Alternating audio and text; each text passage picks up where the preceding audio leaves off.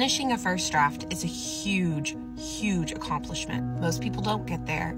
And if you've done that, congratulations. You are part of a very few amount of people who have been able to do it.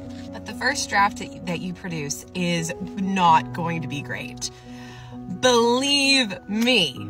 Which is why I'm doing this whole little video, because I want to talk about my first draft of Touch of Kindness. Now I'll get into it. It was not originally called Touch of Kindness. My book was called Otherworld, and then I changed it to just Kind.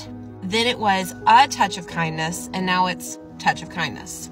And let me know your thoughts about all the different titles. At this point, I'm like, whatever, just get it out there, because I've had to go through so many revisions.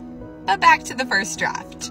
In the first draft, I had a prologue, which some people say don't do, some people say do. And at the time I was like, I love my prologue. It's so beautiful. But my prologue was in third person. The rest of my book is in first person present.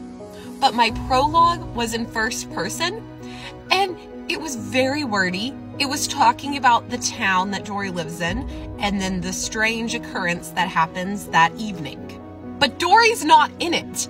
She is nowhere in the prologue. My main character doesn't even pop up.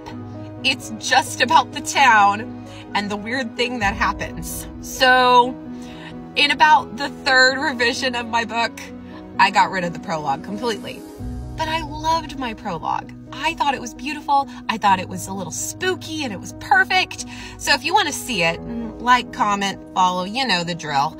And I may post it. We'll see. But if you're working through, you have just finished through your first draft, and you're like, yeah! I highly suggest putting it away for at least 2 weeks. Most people will say 3 months. I say 2 weeks because I know for me, I couldn't go longer than that. I'm not a plotter. I don't plot things out. I'm a pantser. I just go straight through, and that's how I write. So that's how you also write. I get it. But give it at least 2 weeks, because otherwise all those wonderful ideas and the little fairies running around your brain, they're going to mess with your edit, and you're going to think something's there that isn't. I cannot tell you how many times that has happened to me. Like, I'll be just going along like da-da-da-da-da, and then my husband will read it and will like, you never said who this person is. I did up here, but not on the paper.